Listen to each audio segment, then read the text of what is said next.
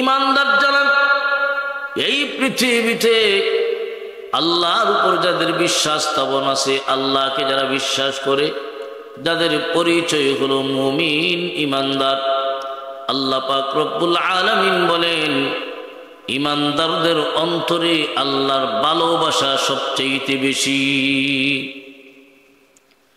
লক্ষ্য করে দেখুন, আল্লাহর পয়গম্বর ইব্রাহিম আলাইহিস সালাতু ওয়াস সালাম, ওনার অন্তরে আল্লাহর ভালোবাসা, আল্লাহর মহাব্বত, আল্লাহর প্রেম কেমন ছিল?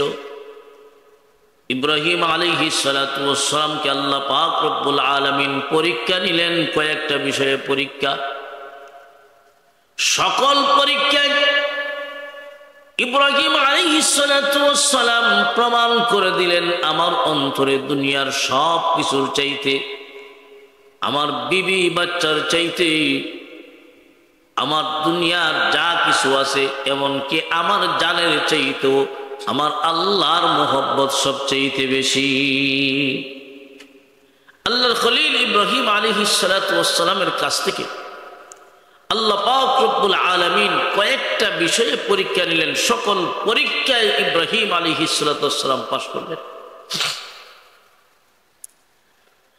আল্লাহ পাক রব্বুল আলামিন একটা পরীক্ষা নিলেন ইব্রাহিম আলাইহিস সালাতু ওয়াস সালামকে নমরুদের আগুনে ফেলাইয়া। ইব্রাহিম আলাইহিস সালাতু ওয়াস সালামকে নমরুদের আগুনে ফেলানো হবে। তাফসীরের কিতাবে লেখেন, চতুর্দিকে 30 হাত উঁচু ওয়াল দেওয়া হলো। ইব্রাহিম আলাইহিস সালাতু ওয়াস সালামের সামনে আগুনে ফেলানো হবে। জিবরাইল মিকাইল আলাইহিস সালাতু ওয়াস সালাম এসে বলেন, ও আল্লাহর পয়গম্বর, আমাদেরকে বলুন, আমরা আগুনটা নিভাইয়া দিই। ইব্রাহিম আলাইহিস সালাতু ওয়াস সালাম বলেন, ও জিবরাইল, ও মিকাইল, আমি যে আগুনে জ্বলে পুরে সারখার হয়ে যাব, আমার আল্লাহ কি দেখেন না? আমার আল্লাহ যদি খুশি থাকেন, একবার দুইবার কেন 1000 বার আমি ইব্রাহিম এই আগুনে জ্বলতে রাজি আছি। সুবহানাল্লাহ। ইব্রাহিম আলাইহিস সালাতু ওয়াস সালামকে নমরুদের আগুনে ফেলানো হলো। আগুনে ফেলানোর সময় ওনার গায়ে থেকে জামা খুলে দেওয়া হলো, উলঙ্গ করানো হলো। ইব্রাহিম আলাইহিস সালাতু ওয়াস সালাম আকাশের দিকে তাকায়া আল্লাহকে বলেন, প্রভু হে, 1000 বার আমি আগুনে জ্বলতে রাজি আছি, একটা মুহূর্তের জন্য উলঙ্গ হব আল্লাহ আমি বরদাস্ত করতে পারি না। আল্লাহ পাক রব্বুল আলামিন জিবরাইল ফেরেশতাকে ডাক দিয়া বলেন, রে জিবরাইল, যাও জান্নাত থেকে একটা পোশাক নিয়ে যাও, আমার ইব্রাহিম পয়গম্বরকে জান্নাতের পোশাক পরাইয়া দিও।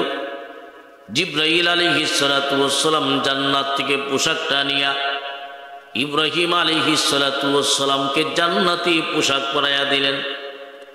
ওই জান্নাতি পোশাক নিয়ে আল্লাহর পয়গম্বর ইব্রাহিম আলাইহিস সালাতু ওয়াস সালাম একদিন 2 দিন নয়, একাধারে 40 দিন পর্যন্ত নমরুদের আগুনে ছিলেন।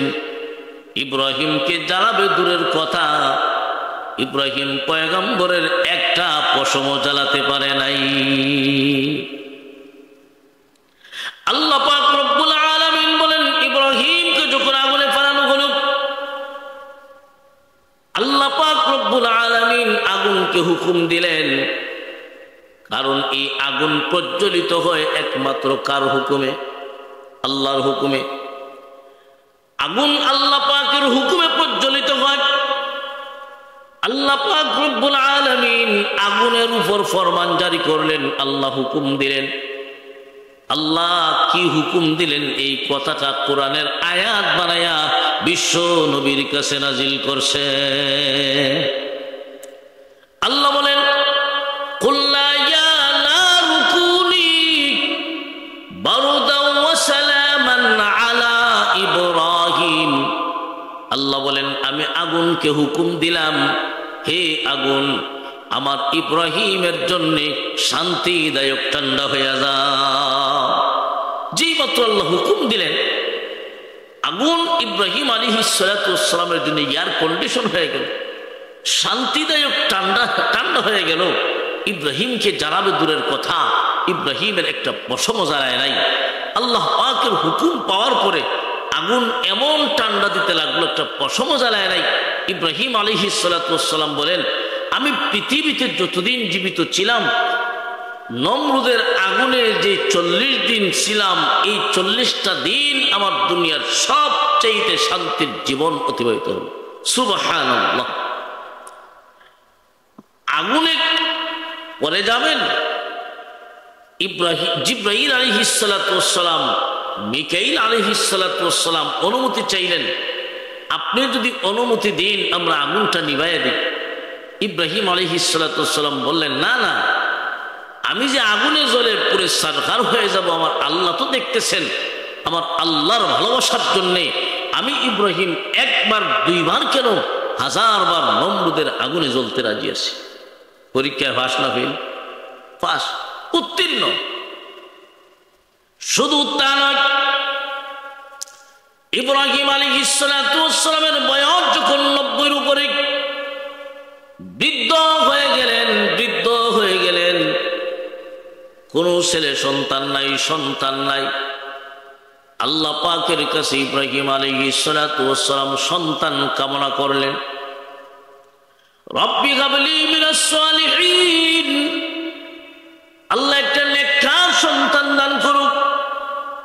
আল্লাহ পাক রব্বুল আলামিন ইব্রাহিম আলাইহিস সালাতু ওয়াস সালামের দোয়া কবুল করে একটা নেককার সন্তান দান করলেন।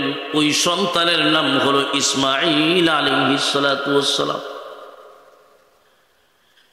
যেই লোকের সন্তান হয় না, বৃদ্ধ হয়ে যায়, বিবাহ শাদীর পরে 10-15 বছর চলে যায়, সন্তান হয় না, ওই লোকের যখন বিয়ের 15 বছর পরে সন্তান হয়, ওই সন্তানের প্রতি মায়া আর মহব্বত খুব বেশি থাকে।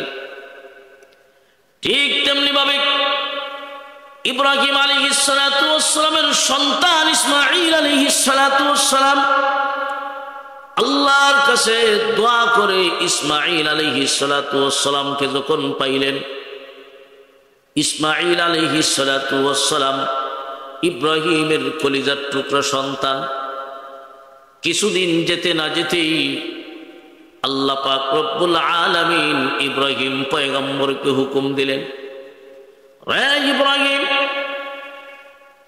তোমার সন্তান এবং ওই সন্তানের মা তোমার বিবি হাজরা আলাইহিস সালাতু ওয়াস সালামকে এমন জায়গায় নির্বাসন দিতে হবে যেখানে কেউ নাই, কোনো মানুষ থাকবে দূরের কথা, কোনো প্রাণী পর্যন্ত সেখানে নাই।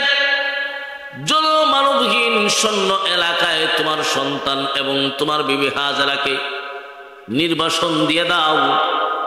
আল্লাহর হুকুমে ইব্রাহিম আলাইহিস সালাতু ওয়াস সালাম এই বৃদ্ধ অবস্থায় সন্তান পাইলেন। এই সন্তানের প্রতি মায়া মহব্বত বেশি থাকার কথা, কিন্তু আল্লাহ পরীক্ষা নিতেছেন, খলিল আমি পরীক্ষা নিতেছি তোমার সন্তানের মহব্বত বেশি না আমি আল্লাহর মহব্বত বেশি। ইব্রাহিম আলাইহিস সালাতু ওয়াস সালামকে আল্লাহ পরীক্ষা নিতেছেন। ওই ছোট্ট অবস্থায় সন্তান এবং ওনার বিবি হাজরা আলাইহিস সালাতু ওয়াস সালামকে নির্বাসন দিবেন জনমানবহীন শূন্য এলাকায়।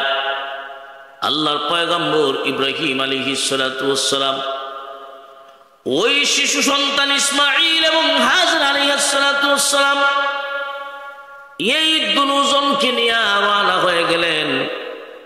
যাইতে যাইতে মক্কার মরুভূমি এলাকায়, যেখানে আল্লাহর ঘরখানায় কাবা দাঁড়িয়ে আছে, ইব্রাহিম আলাইহিস সালাতু ওয়াস সালাম সেখানে নিয়ে গেলেন।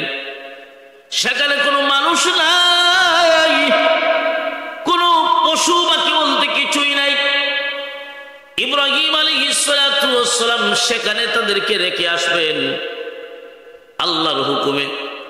ইব্রাহিম আলাইহিস সালাতু ওয়াস সালাম সেখানে তাদেরকে রাইখা উনি চলে আসবেন। এইভাবে পিছন দিক দিয়ে যখন রওনা হয়ে গেলেন, হাজরা আলাইহিস সালাতু ওয়াস সালাম ডাক দিয়া বলেন, স্বামী, আপনি যে আমাদেরকে এখানে রেখে যাচ্ছেন, কোনো মানুষ নাই, পশু পাখি কিছুই নাই, জনমানবহীন শূন্য এলাকায় আমাদেরকে যে রেখে যাচ্ছেন, আমাদের খাবারের ব্যবস্থা কে করবে? আমাদের সাথে যে পানীয় আছে, এই পানি শেষ হয়ে গেলে পানির ব্যবস্থা কে করবে? ইব্রাহিম আলাইহিস সালাতু ওয়াস সালাম কোনো কথা বলেন না। উনি চলতেছেন, আর হাজরা আলাইহিস সালাতু ওয়াস সালাম পিছন দিকে ডাকতেছেন, অগপ্রাণের স্বামী, আপনি যে চলে যাচ্ছেন, আমাদের খাবারের ব্যবস্থা কে করবে? পানির ব্যবস্থা কে করবে? ইব্রাহিম আলাইহিস সালাতু ওয়াস সালাম এবারও কোনো কথা বলেন না। একবার, দুইবার, তিনবার যখন বললেন, চতুর্থবারের সময় ডাক দিয়া বলেন, ভগপ্রাণের স্বামী, আমি জানি আপনি আল্লাহর পয়গম্বর, এত নিষ্ঠুর হতে পারেন না। ভগপ্রাণের স্বামী, আমি জানি আপনি আল্লাহর পয়গম্বর, এত নিষ্ঠুর হতে পারেন না। আপনি যে আমাদেরকে রেখে যাচ্ছেন, এটা কি আপনার সিদ্ধান্ত না আল্লাহ পাকের সিদ্ধান্ত? ইব্রাহিম আলাইহিস সালাতু ওয়াস সালাম মুখে কোনো কথা বলেন নাই, আকাশের দিকে আঙ্গুল উঠায়া ইশারা করে বললেন, আমার হুকুমে নয়, আল্লাহর হুকুমে। হাজরা আলাইহিস সালাতু ওয়াস সালাম বুঝতে পেরেছেন এটা উনার নিজের সিদ্ধান্ত নয়, আল্লাহ পাকের সিদ্ধান্ত। উনি আমাদেরকে রেখে যাচ্ছেন। এমনি হাজরা আলাইহিস সালাতু ওয়াস সালাম ডাক দিয়া বলেন, স্বামী, আল্লাহ পাকের হুকুমে যদি হয়ে থাকে আপনি চলে যেতে পারেন, আমার কোনো আপত্তি নাই। খোদার কসম করে বলি, আমি এমন আল্লাহর উপর ঈমান গ্রহণ করি নাই যে আল্লাহ মরু প্রান্তরে আমার খাবার পৌঁছাইতে পারে নাই। আমি তো এমন আল্লাহর উপর ঈমান গ্রহণ করেছি যে আল্লাহ মরু প্রান্তরে আমার খাবার পৌঁছায় দিতে পারেন, আমার খাবার পৌঁছায় দিবেন, খাবারের ব্যবস্থা করবেন। আমি এমন আল্লাহর উপর ঈমান গ্রহণ করেছি, আপনি চলে যান, আমার কোনো আপত্তি নেই। ইব্রাহিম আলাইহিস সালাতু ওয়াস সালাম ছেলের নির্বাসন দেওয়ার বেলায়ও পাস না হয়ে অবশ্যই পাস, উত্তীর্ণ হয়েছেন। আল্লাহ পরীক্ষা নিতেছেন। কত কঠিন মুসিবত, কত বৃহৎ, কত কঠিন পরীক্ষা, ইব্রাহিম আলাইহিস সালাতু ওয়াস সালাম এই পরীক্ষায় পাস। ঠিক তেমনি ভাবে হাজরা আলাইহিস সালাতু ওয়াস সালাম এবং সন্তান ইসমাঈল আলাইহিস সালাতু ওয়াস সালাম, এই দুজন মা এবং সন্তান মক্কা নগরীতে থাকতে লাগলেন। ইসমাঈল আলাইহিস সালাতু ওয়াস সালাম এমন বয়সে যখন পৌঁছলেন, বাবার আঙ্গুল ধরে ধরে হাঁটতে পারেন। ইব্রাহিম আলাইহিস সালাতু ওয়াস সালাম সিরিয়ায়, আর ওইদিকে ইসমাঈল আলাইহিস সালাতু ওয়াস সালাম এবং ওনার আম্মা হাজরা আলাইহিস সালাতু ওয়াস সালাম, এই দুজন মক্কাতে। ইসমাঈলের বয়স যখন 7-8 বছর, এমন বয়সে যখন পৌঁছলেন, কোন বর্ণনায় আছে 13 বছর বয়স। আল্লাহ পাক রব্বুল আলামিন ইব্রাহিম আলাইহিস সালাতু ওয়াস সালামকে এমন একটা কঠিন পরীক্ষা নিবেন, আল্লাহ হুকুম দিলেন, ও ইব্রাহিম, তোমার প্রিয় বস্তু সন্তানকে ইসমাঈলকে কুরবানি দাও। তোমার প্রিয় বস্তু ইসমাঈলকে কুরবানি করতে হবে। এই পরীক্ষায় ইব্রাহিম আলাইহিস সালাতু ওয়াস সালাম এখানেও প্রমাণ করায়া দিলেন, আমার সন্তানের মহব্বতের চাইতে আমার আল্লাহর মহব্বত আমার অন্তরে বেশি। ইব্রাহিম আলাইহিস সালাতু ওয়াস সালাম আল্লাহর হুকুমের সামনে সন্তানকে জবাই করতে রাজি, সন্তান কুরবানি করতে রাজি। এই ঘটনাটা আল্লাহ পাক রব্বুল আলামিন বিশ্ব নবীর কাছে কোরআনের আয়াত বানায়া, মহান আল্লাহ কোরআনের আয়াত নাজিল করছেন, বিশ্ব নবীকে জানাইয়া দিলেন, ফালাম্মা বালাগা মাআহুস সা'য়া ক্বালা ইয়া বুনাইয়া ইন্নী আরা ফিল মানাম ইন্নী আরা ফিল মানামি আন্নী আযবাহুকা ফানজুর মাযা তারা ক্বালা ইয়া আবাতি ফাআল মা তু'মার সাতাজিদুনি ইনশাআল্লাহু মিনাস সাবিরিন। আল্লাহ পাক রব্বুল আলামিন কোরআনের আয়াত বানায়া বিশ্ব নবীকে জানায়া দিলেন, নবী গো, ইসমাঈল আলাইহিস সালাতু ওয়াস সালাম যখন ওনার বাবার সঙ্গে চলাফেরা করতে লাগলেন, চলাফেরা করতে পারেন এমন বয়সে যখন পৌঁছলেন, ইব্রাহিম আলাইহিস সালাতু ওয়াস সালাম তখন সন্তান ইসমাঈলকে বলেন, রে বাবা, ইন্নী আরা ফিল মানামি আন্নী আযবাহুকা, আমি স্বপ্নে দেখেছি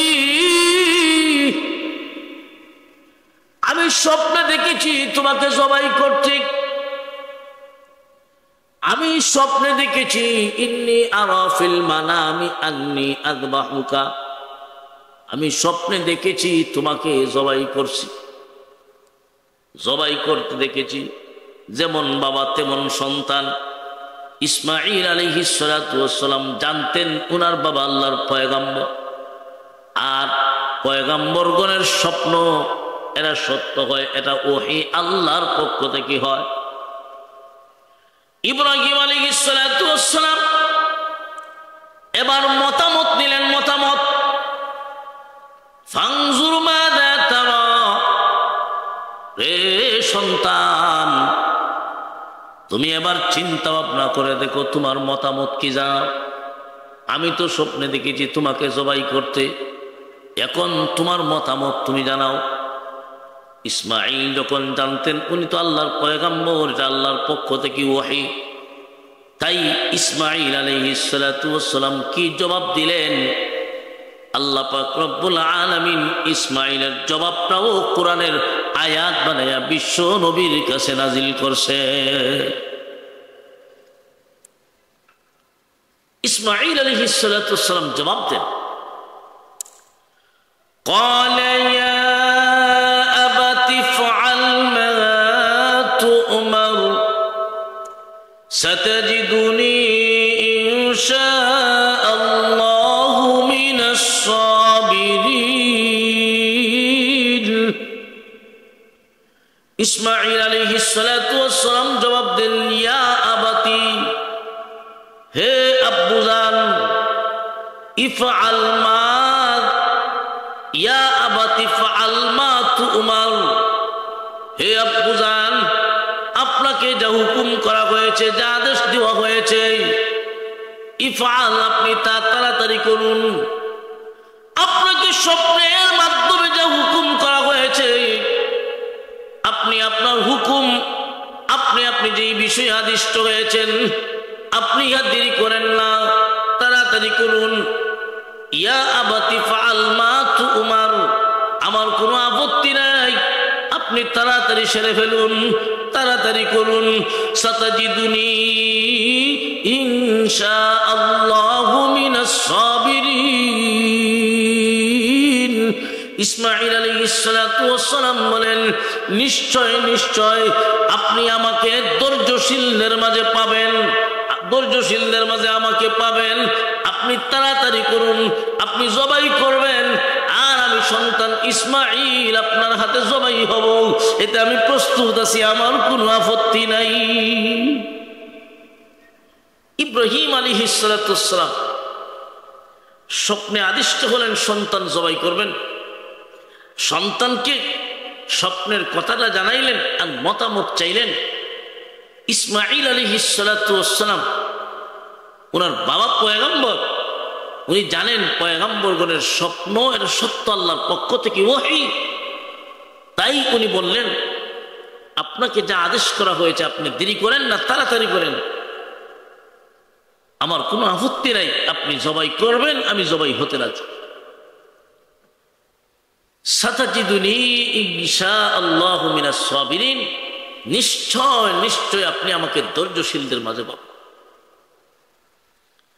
ইসমাইল এবং ইব্রাহিম একজন জবাই হবেন আর একজন জবাই করবেন। দুজন যখন প্রস্তুত, দুজন যখন আল্লাহর হুকুমের সামনে আত্মসমর্পণ করলেন, আল্লাহ পরবর্তী আয়াতে বলেন ফালাম্মা আসলামা ওয়া তাল্লাহু লিলজাবিন।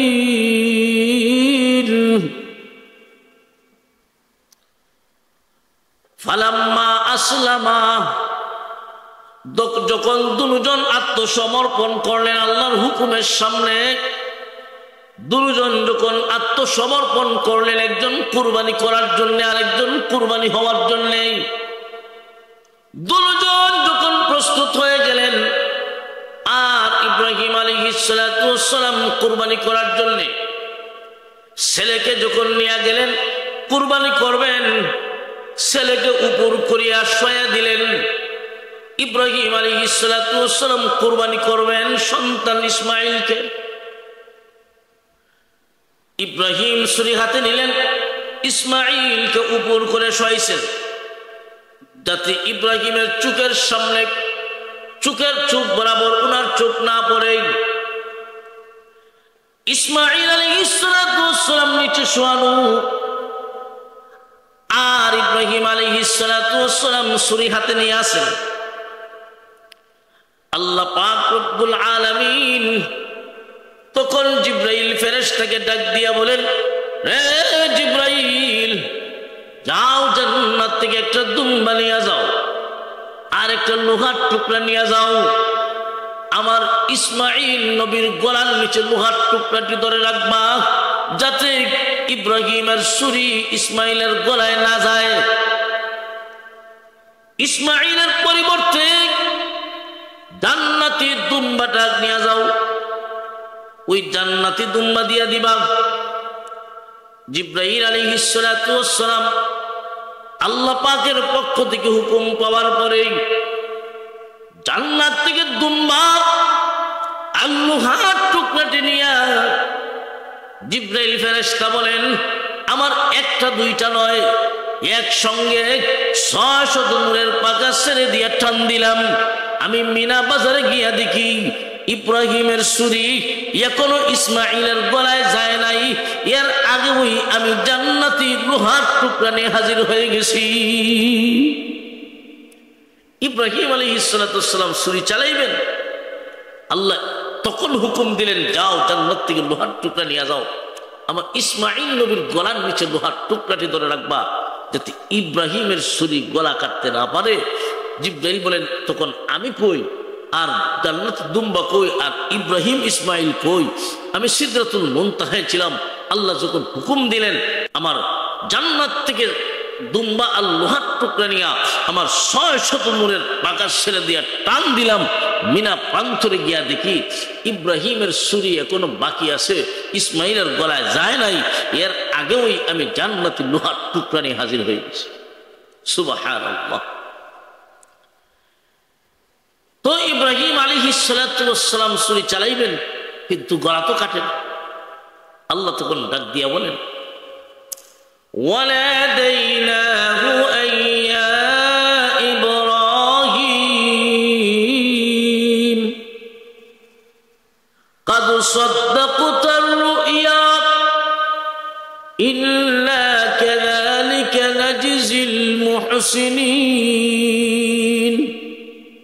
আল্লাহ পাক রব্বুল আলামিন বলেন, তখন আমি ডাক দিলাম, ওয়ালাদাইনাহু আইয়া ইব্রাহিম, আমি ইব্রাহিমকে ডাক দিলাম, হে ইব্রাহিম, قد صدقت الرؤيا, নিশ্চয় তুমি স্বপ্নকে সত্যি বাস্তবায়ন করে দিলা। নিশ্চয় আমি আল্লাহ তোমাকে স্বপ্নে যা দেখাইলাম, আমি স্বপ্নে যা আদিষ্ট করলাম, যা আদেশ করলাম, তুমি তো তা পূরণ করে নিলে, অথচ ইসমাইল জবাই হয় নাই। আল্লাহ বলেন, তুমি তো স্বপ্নকে সত্যি বাস্তবায়ন করে দিলে। তার অর্থ হলো, আমি আল্লাহ যা চেয়েছিলাম তা তো পেয়ে গেলাম। আমি আল্লাহ তো মূলত তোমার ছেলে কুরবানি হোক, এর জায়গা চাই নাই, আমি আল্লাহ চেয়েছি তোমার মনের কুরবানি। তোমার অন্তরে আমার মহব্বত বেশি না তোমার সন্তান ইসমাঈলের মহব্বত বেশি? তুমি এবং তোমার সন্তান দুজন প্রমাণ করে দিলে, তুমি প্রমাণ করে দিলে নিশ্চয় তোমার মহব্বতের সন্তান ইসমাঈলের চাইতেও আমি আল্লাহর মহব্বত তোমার অন্তরে বেশি। আমি আল্লাহ যা চেয়েছিলাম তা পেয়ে গেলাম। আমি আল্লাহ চেয়েছিলাম তোমার মনের কুরবানি। ইব্রাহিম আলাইহিস সালাতু ওয়াস সালাম সন্তানকে কুরবানি করার জন্য রেডি, প্রস্তুত, ছুরি চালায় দিবেন। আল্লাহ বলেন তা হয়ে গেছে। আমি আল্লাহ চেয়েছিলাম মনের কুরবানি, তা হয়ে গেছে। কাদ সাদ্দাকতার রুইয়া, তুমি স্বপ্নকে সত্যি বাস্তবায়ন করে দিলা। ইন্না কাযালিকা নাজিজিল মুহসিনিন, নিশ্চয় আমি আল্লাহ এমনি ভাবে নেককার বান্দা বান্দীগণকে আমি আল্লাহ মুহসিনিন যারা, সৎকর্মশীল যারা, ভালো মানুষ যারা, সত্যিকারের মুমিন বান্দা বান্দী যারা, আমি আল্লাহ তাদেরকে এমন এমন কঠিন কঠিন হুকুম দিয়া, কঠিন আদেশ দিয়া, কঠিন মুসিবতের মধ্যে ফেলাইয়া আমি আল্লাহ পরীক্ষা করে থাকি। আমি আল্লাহ পরীক্ষা নেই, মুমিন বান্দা বান্দীরা পরীক্ষায় যে যত বেশি উত্তীর্ণ হবে, যে যত বেশি পরীক্ষায় পাশ করবে, তার কাছে তত বেশি সার্টিফিকেট থাকবে। যার কাছে যত সার্টিফিকেট বেশি হবে তার মর্তবা দুনিয়ার নিয়ম অনুযায়ী বেশি হয়। আমি আল্লাহর কাছে মুমিন বান্দা বান্দীর মর্তবা বাড়ানোর জন্য আমি আল্লাহ দুনিয়ায় পরীক্ষা নিয়ে থাকি। আমি আল্লাহ পরীক্ষা নিই। এখানে ইসমাঈলের পরিবর্তে জান্নাতের দুম্বা জবাই হলো। এখান থেকে শুরু হলো ঈদুল আজহা। ঈদুল আজহার যে কুরবানির ঈদ, যেটা 10 জিলহজ আল্লাহর রাস্তে কুরবানি দেওয়া, এটা ইব্রাহিমী সুন্নাত। এই সুন্নতে জন্তু জবাই করা মূল উদ্দেশ্য নয়, মূল উদ্দেশ্য হলো মনের কুরবানি দেওয়া। আমি যে কুরবানি দিলাম, আমার জন্তু জবাই করা কি আসল নাকি আমার মনের কুরবানি? যেহেতু এই কুরবানিটা ইব্রাহিম আলাইহিস সালাতু ওয়াস সালামের সুন্নাত, সাহাবায়ে কেরাম রিদওয়ানুল্লাহি তাআলা আলাইহিম আজমাইন নবীজিকে প্রশ্ন করলেন। যায়েদ ইবনে আরকাম থেকে হাদিস বর্ণিত, নবীর সাহাবী যায়েদ ইবনে আরকাম রাদিয়াল্লাহু তাআলা আনহু বলেন, ইয়া রাসূলুল্লাহ, আমরা যে কুরবানি দেই, এই কুরবানিটা কি? রাসূল সাল্লাল্লাহু আলাইহি সাল্লাম বলেন, এটা তোমাদের জাতির পিতা ইব্রাহিম আলাইহিস সালাতু ওয়াস সালামের সুন্নাত। সাহাবী আবার প্রশ্ন করলেন, এই কুরবানি আমরা দিলে আমাদের কি লাভ হবে? আল্লাহ রাসূল বলেন, ক্বালা বিকুল্লি শাওরাতিন হাসানা, তোমরা যে ইব্রাহিম পয়গম্বরের সুন্নত কুরবানি দিবা, তোমাদের লাভ হবে কুরবানির জন্তুর গায়ে যত পশম আছে, প্রত্যেকটা পশমের বিনিময়ে আল্লাহ পাক তোমাদের আমলনামায় এক একটা করে নেকি দান করবে। অথচ কুরবানির জন্তুর রক্ত মাংস কিছুই আল্লাহর কাছে পৌঁছে না। আল্লাহর কাছে পৌঁছে একমাত্র তোমাদের মনের তাকওয়া, তোমাদের মনের কুরবানিটাই হলো আসল। আল্লাহ এটাই চান, তোমাদের মন কার জন্য তুমি কুরবানি দিলা? গোশত খাওয়ার নিয়তে কুরবানি দিলা না আল্লাহর হুকুমের সামনে তুমি জন্তু জবাই করলা? মনের কুরবানিটাই হলো আসল। এই কুরবানি থেকে আমাদের শিক্ষা হলো আমরা সকলেই মনের কুরবানি দিই। আল্লাহ পাক রব্বুল আলামিন আমাদের সবাইকে ইখলাসের সাথে মনের কুরবানি করার তৌফিক দান করুক। সকলে বলুন আমিন।